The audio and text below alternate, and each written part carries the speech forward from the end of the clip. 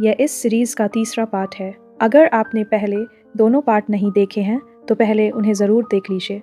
तो चलिए अब शुरू करते हैं इस कहानी को। अगर वीडियो पसंद आए तो लाइक और सब्सक्राइब ज़रूर कर देना यार, और हाँ, एक कमेंट भी कर देना। मैं आपका नाम अपनी नेक्स्ट कमेंट में ज़रूर लूँगी, तो जल्दी से कर दो। गुआनिक तास आसन की दादी के पास बैठकर वादा करता है, हम अच्छे से ज़िंदगी जिएंगे। ये सुनकर दादी के चेहरे पर सुकून आ गया, क्योंकि अब उसे यकीन था उसकी पोती सही इंसान के साथ है। असल में दादी हमेशा आसन से प्यार करती थी। जब घर में सिर्फ 5 मछलियाँ आती थी तो वो अपना हिस्सा भी आसन को खिला देती थी। कुछ दिनों बाद टॉम, आसन और गुआनिक ने अपनी नई नाव खरीद ली। पूरे गांव ने उनकी खुशी में साथ दिया। अब गुआनिक को किसी के सामने झुकना नहीं था। अब वो आज़ाद था, अपनी मेहनत से अपने परिवार को पाल सकता था। और तभी आसन को अचानक दर्द शुरू हुआ। वो माँ बनने वाली थी। गुआनिक घबरा गया, तुरंत उसे गाड़ी में बैठाकर अस्पताल ले गया।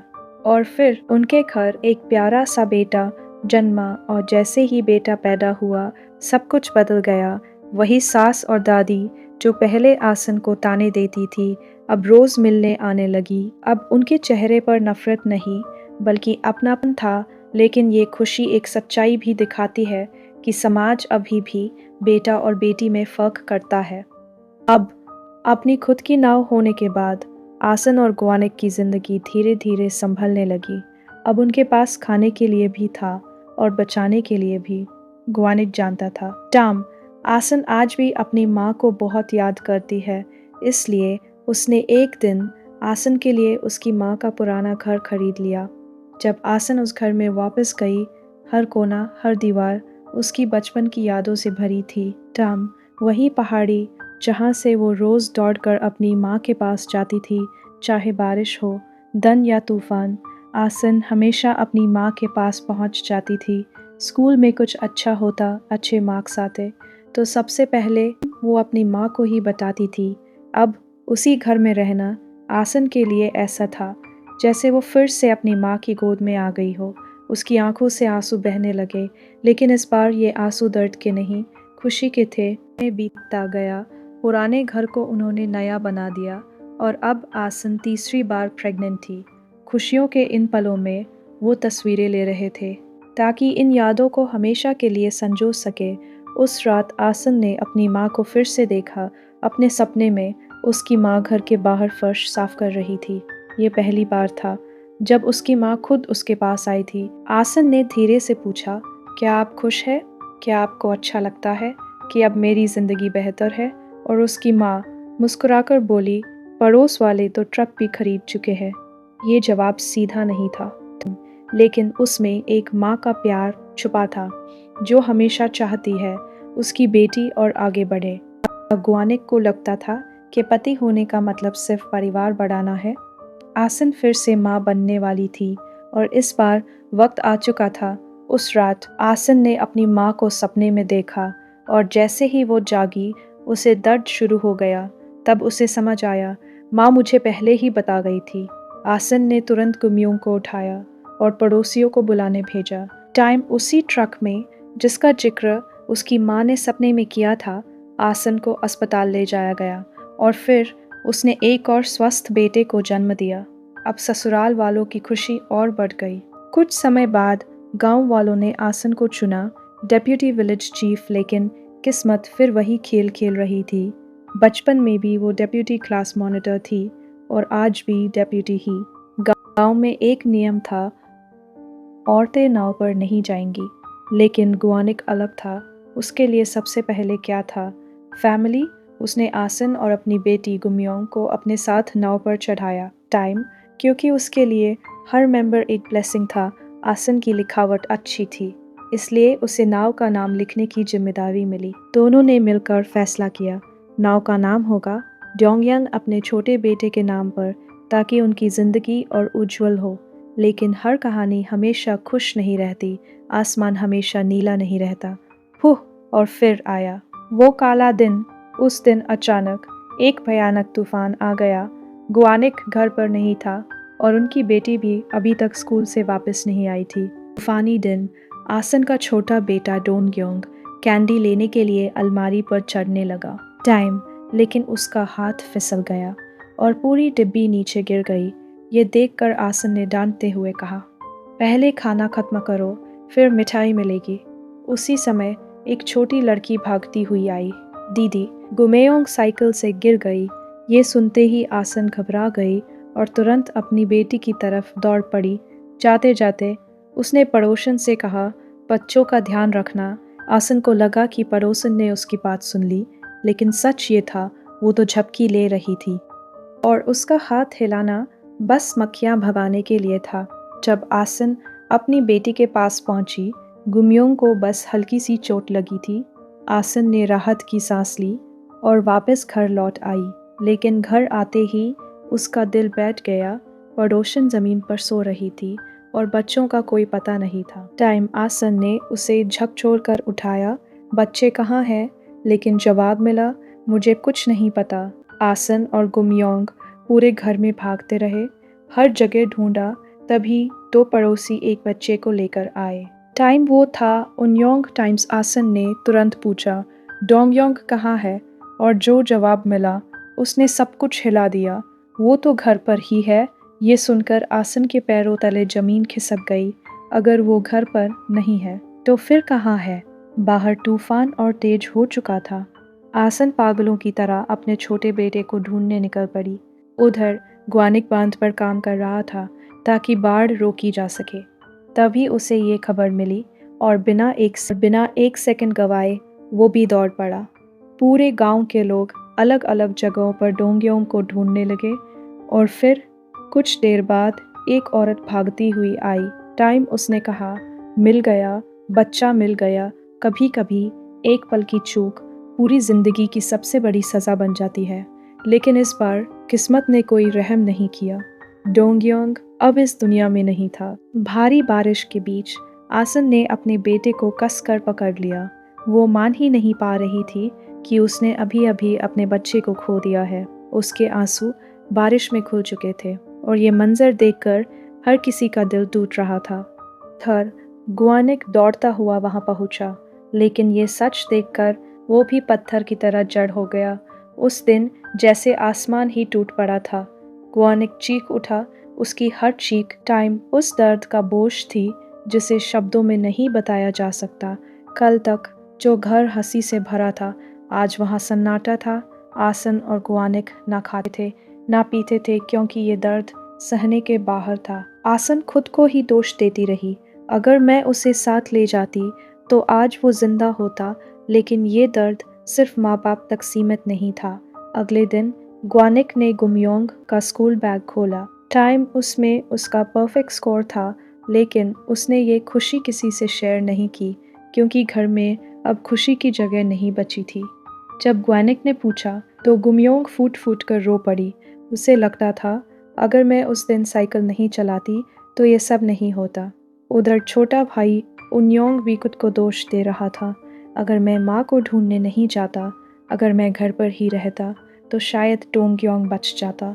इस घर में अब सिर्फ एक चीज़ बची थी, पछतावा और वो सवाल जिसका जवाब कभी नहीं मिलेगा। काश उस दिन सब कुछ अलग होता।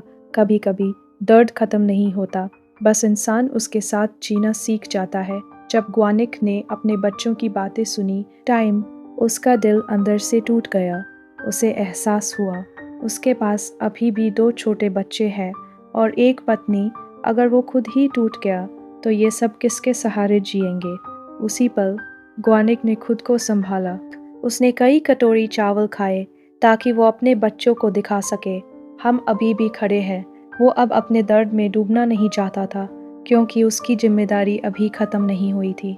समय धीरे धीरे बीतता गया। टाइम बाहर से उनका परिवार फिर से नॉर्मल दिखने लगा, लेकिन अंदर वो दर्द आज भी जिंदा था।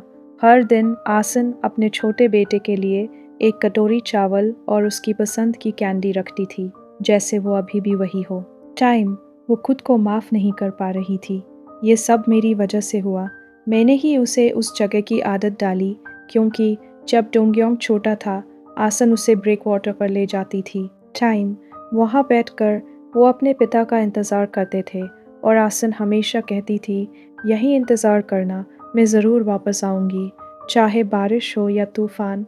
ये सब सुनकर ग्वानिक ने उसे कसकर गले लगा लिया और बार बार कहा, ये तुम्हारी गलती नहीं है, हम में से किसी की गलती नहीं है।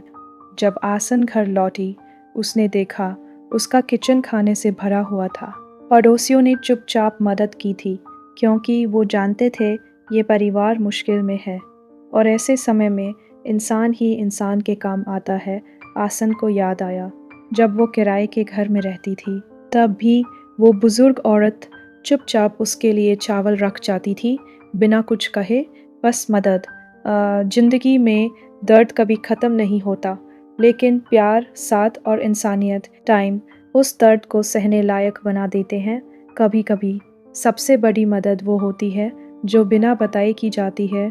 वो बूढ़ी औरत जानती थी, अगर वो सीधे मदद देगी तो आसन कभी नहीं मानेगी, इसलिए हर रात चुपचाप वो थोड़ा सा चावल लाकर आसन के बर्तन में डाल देती थी, उतना जिससे अगला खाना बन सके और आसन को पता भी ना चले।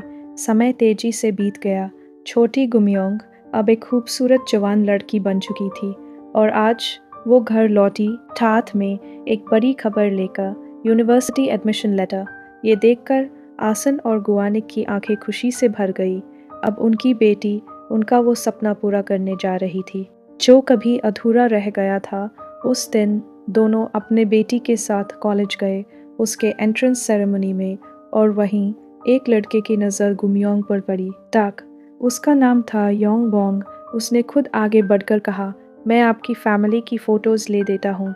लेकिन सच में उसका फोकस सिर्फ एक ही था, गुमयोंग। जब ग्वानिक ने वो फ़ोटोज़ देखे, टाइम्स वो गुस्से से भर गया, क्योंकि हर फ़ोटो में बस उसकी बेटी ही थी। उधर आसन हंस पड़ी, आजकल के बच्चे भी ना, जब ग्वानिक ने रिलेशनशिप पर रोक लगाई तो आसन ने हंसते हुए कहा, तुम भूल गए क्या, तुमने भी किसी की बेटी को ऐसे ही लेकर भागे थे। अब अपनी बेटी की बारी आई तो रोक रहे हो। उधर गुमयोंग और योंगबोंग अपनी पहली डेट्स पर जाने लगे। योंगबोंग बिल्कुल ग्वानिक जैसा था, सीधा, सच्चा, और गुमयोंग बिल्कुल अपनी माँ आसन जैसी। एक दिन आसन बहुत खूबसूरत तरीके से तैयार हुई, हाथ में फूल लेकर अपने बेटे उन्योंग के स्कूल गई। उसे लगा आज पेरेंट टीचर मीटिंग है और वो बहुत एक्साइटेड थी। उसे लगा था आज वो अपने बेटे पर गर्व करेगी। लेकिन जैसे ही क्लास टीचर बाहर आया, उसने आसन को अंदर बुलाया और जो दिखाया उसे देखकर आसन का सर झुक गया। स्कूल के टीचर की गाड़ियों पे कुछ लेटर्स गायब थे और ये काम किसी और ने नहीं, उसके अपने बेटे उन्योंग ने किया था। आसन शर्म से बार बार माफ़ी मांगती रही और तुरंत अपने फ्लावर पॉट से वाइस विलेज चीफ का बैनर भी हटा दिया, क्योंकि जो दिन उसे गर्व देने वाला था वही दिन उसे शर्मिंदा कर गया। उधर गुमयोंग कॉलेज से बाहर आ रही थी, तभी एक लड़का कार लेकर उसे लेने आया। छत पर खड़ी लड़कियां तुरंत गॉसिप करने लगी, क्या ये उसका बॉयफ्रेंड है? गुमयोंग समझ गई सब उसे देख रहे हैं और फिर उसने मुस्कुराकर हाथ हिलाया, जैसे जानबूझकर सबको प्रोवोक कर रही हो।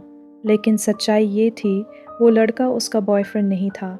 उधर गांव में एक नई लड़ाई शुरू हो चुकी थी। विलेज चीफ का इलेक्शन आने वाला था और इस बार मुकाबला था ताहुन वर्सेस आसन। वही ताहुन जिसने पहले ग्वानिक को सताया था। ताहुन ने चाल चलनी शुरू कर दी। वो पूरे गांव को रिश्वत देने लगा ताकि लोग उसे वोट दें। वो किसी भी कीमत पर आसन को हराना चाहता था। अब कहानी एक नए मोड़ पर थी। उस रात ताहुन अपनी असली औकात पर उतर आया। वो छुपकर अपनी मिस्ट्रेस से मिलने गया, लेकिन इस बार किस्मत ने उसका साथ नहीं दिया। आसन और पूरे गांव ने उसे रंगे हाथों पकड़ लिया। उसका असली चेहरा सबके सामने आ चुका था। अब उसकी सारी रिश्वत, सारी चालें सब बेकार हो चुकी थी और फिर गांव का नया चीफ चुना गया और वो कोई और नहीं, आसन थी। पूरे गांव में खुशी की लहर दौड़ गई। वो बनी इस खूबसूरत द्वीप की पहली महिला विलेज चीफ और गुआनिक, उसका सपना भी पूरा हो गया। वो बन गया पहला husband of a female chief खुशी इतनी ज़्यादा थी कि आसन ने आज जमकर जश्न मनाया और थोड़ी ज़्यादा ही पी ली, लेकिन इस बार उसकी आंखों में आंसू नहीं, सिर्फ खुशी थी। 30 साल बाद डेप्यूटी शब्द उसकी ज़िंदगी से हमेशा के लिए ख़त्म हो गया। वो सबसे ऊपर थी, लेकिन उसके दिल में एक ही ख्वाहिश थी, काश मैं ये सब अपनी माँ को बता पाती। बस अगले दिन आसन ने पूरे गांव के लिए राइस केक्स बनाए। टाइम्स उन सभी लोगों के लिए जिन्होंने बचपन से चुपचाप उसका साथ दिया था। उसने कहा, सबको बताना, मेरी माँ को भी, कि उसकी बेटी अब विलेज चीफ बन गई है। गांव की औरतें हैरान थी। टाइम, वही छोटी सी लड़की, आज इतनी बड़ी बन गई और कहीं ना कहीं ऐसा लग रहा था जैसे आसन की माँ भी आसमान से मुस्कुरा रही हो। उधर जिंदगी आगे बढ़ रही थी। उसका बेटा उन्योंग अपनी ही दुनिया में पहली बार प्यार का एहसास कर रहा था। ये कहानी हमें सिखाती है, दर्द आएगा, लोग गिराएंगे, लेकिन अगर हिम्मत न छोड़ी टाइम, तो एक दिन वही इंसान सबसे ऊंचाई पर खड़ा होता है। उन्योंग की जिंदगी अब बदल रही थी। रोज की तरह एक गाड़ी उसे लेने स्कूल आती और अपने क्लासमेट्स को देखकर वो जानबूझकर उन्हें इग्नोर करती ताकि उन्हें लगे उसकी ज़िंदगी अब उनसे अलग है। लेकिन सच्चाई कुछ और ही थी। टाइम, वो लड़का उसका बॉयफ्रेंड नहीं, बल्कि एक ड्राइवर था जो उसे एक अमीर औरत के घर पढ़ाने ले जाता था। जब गुमयोंग वहाँ पहुँची, वो बिल्कुल आराम से नूडल्स खा रही थी, जैसे वो उस घर का हिस्सा हो। टाइम, लेकिन पढ़ाई, वहाँ तो कोई पढ़ना ही नहीं चाहता था। अमीर औरत की बेटी पढ़ाई में बिल्कुल इंटरेस्टेड नहीं थी। क्लास ख़त्म होने के बाद गुमयोंग को उसकी सैलरी एक जार में रखी मिली, जैसे उसकी ईमानदारी को टेस्ट किया जा रहा हो। मेड ने धीरे से कहा, सब ले लो और वापस मत आना। तभी वो अमीर औरत आ गई और उसने गुमयोंग के सामने एक शॉकिंग डील रखी। मेरी बेटी की जगह एग्ज़ाम दे दो और बदले में मैं तुम्हें सोल में 120 MDS का अपार्टमेंट दूंगी। यहाँ तक कि उसने फेक पेपर्स भी तैयार कर रखे थे। ये मौका गुमयोंग की पूरी ज़िंदगी बदल सकता था, लेकिन ये गलत था और गुमयोंग ने बिना डरे कहा, नहीं, मैं ये नहीं कर सकती। उसी समय ग्वानिक अचानक वहाँ आ गया और वहीं योंगबोंग भी फूल लेकर गुमयोंग से मिलने आया था। दोनों आमने सामने थे, लेकिन पहचान नहीं पाए। फिर अचानक योंगबोंग को याद आया, टाइम, ये तो गुमयोंग के पिता है, और वो ज़ोर से बोला, नमस्ते फादर इन लॉ। गुआनिक शॉक्ड और थोड़ा इरिटेटेड, मैं तुम्हारा ससुर नहीं हूँ। बेचारा योंगबोंग चुप हो गया। उधर गुमयोंग ने ऑफर ठुकरा दिया और अपनी मेहनत की सैलरी लेकर बाहर निकल गई। लेकिन तभी सिक्योरिटी गार्ड दौड़ता हुआ आया। उसने गुमयोंग को रोक लिया। तुमने कुछ चुराया है? गुमयोंग घबरा गई और सोचा वो पैसे की बात कर रहा है। टाइम, उसने तुरंत पैसे लौटा दिए, ये मेरी मेहनत के है। लेकिन गार्ड कुछ और ही मांग रहा। ही गार्ड ने डायमंड रिंग की बात की। गुमयोंग एकदम जम गई। उसे तुरंत समझ आ गया वो अमीर औरत उसे फंसा चुकी है। गुमयोंग तुरंत वापस भागी। दरवाज़ा खटखटाया, लेकिन अंदर से कोई जवाब नहीं आया। उस पल टाइम, गुमयोंग को पहली बार एहसास हुआ, माँ बाप के बिना दुनिया कितनी डरावनी होती है। कुछ ही देर में गुमयोंग को पुलिस स्टेशन ले जाया गया। उसका बैग चेक हुआ, लेकिन डायमंड रिंग नहीं मिली। टाइम्स, फिर भी पुलिस को शक था। गुमयोंग बार बार कहती रही, मैंने कुछ नहीं लिया। पुलिस ने कहा, अपने फादर का नंबर दो, लेकिन गुमयोंग ने मना कर दिया, मैं उन्हें परेशान नहीं करना चाहती। उधर टाइम, ग्वानिक और योंगबोंग गुमयोंग का इंतज़ार कर रहे थे, लेकिन वो वापस नहीं आई। योंगबोंग बेचैन हो गया क्योंकि उसे जल्दी अपने काम पर लौटना था। तभी ग्वानिक ने कैजुअली पूछा, तुम दोनों डेटिंग कर रहे हो? योंगबोंग हंसकर बोला, नहीं, उसने मुझे डंप कर दिया। वैसे ये पहली बार नहीं है, वो मुझे 8 बार छोड़ चुकी है।